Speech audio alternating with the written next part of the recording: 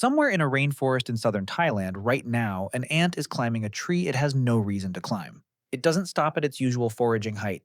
It keeps going.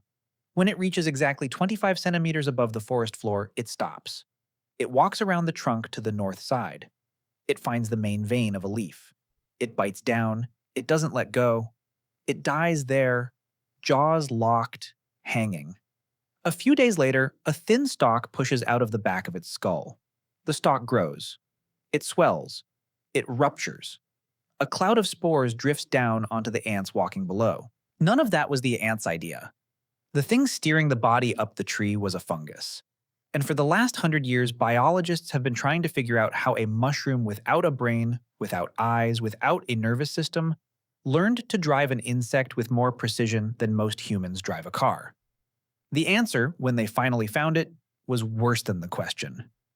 The species is called Ophiocordyceps unilateralis. It has been infecting carpenter ants for at least 48 million years. We know this because in 2010, a paleobiologist named David Hughes, working out of Penn State, found a fossilized leaf from Germany with the exact bite scar the modern zombie ant leaves behind. Same height on the plant. Same angle. Same clenched jaw death grip. The fungus was running this program on ants before there were primates, before there were flowers. It has had 48 million years to refine it. For most of that century of research, everyone assumed the obvious. The fungus gets into the ant, it grows into the brain, it hijacks the neurons, it steers.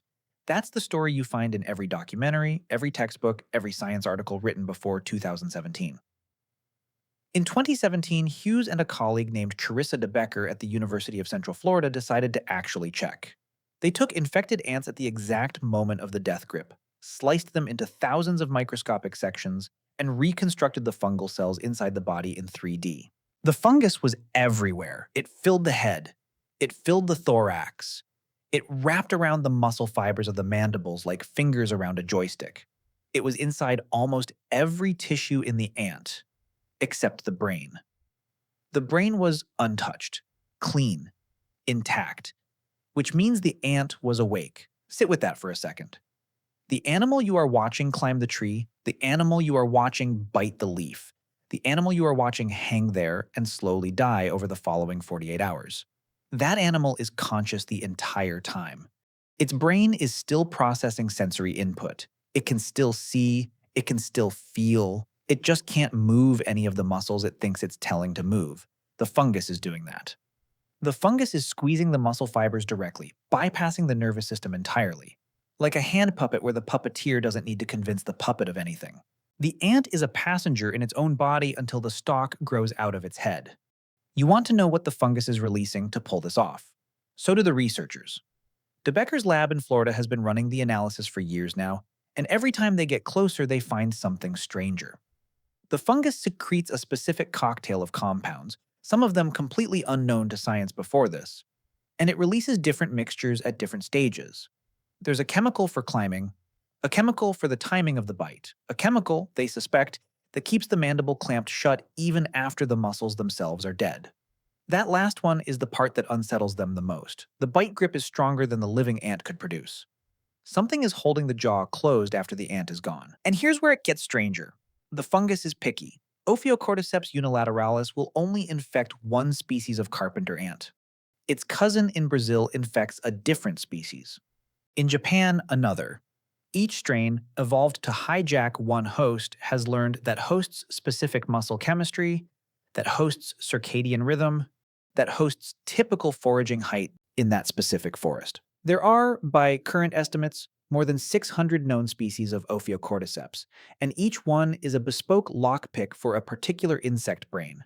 Ants, beetles, wasps, spiders, caterpillars, each getting steered up their own tree, each biting their own leaf, each sprouting their own particular stalk. This is not one horror story, it's a genre. Now pivot to you. You are a large mammal. You have a bony skull and an immune system that was tuned across 200 million years to keep exactly this kind of thing out of you. Ophiocordyceps cannot infect you. It cannot survive at your body temperature. The show The Last of Us made a fortune off a scenario that virology confirms on this specific fungus is not going to happen.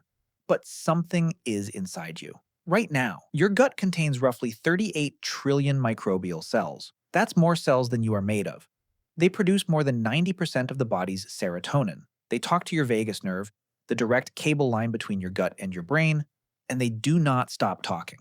Researchers at UCLA in 2013 fed one group of women a fermented milk product with specific bacteria in it, and another group a placebo. 4 weeks later, the fMRI scans of the first group showed measurably different responses to images of frightened faces. Their emotional reactivity had been altered by yogurt. That is not a fungus in your skull, but it is a colony of organisms with their own genome producing chemicals that reach your brain on their own schedule for their own reproductive interests. And the more we look, the less clear it becomes where they end and where you begin.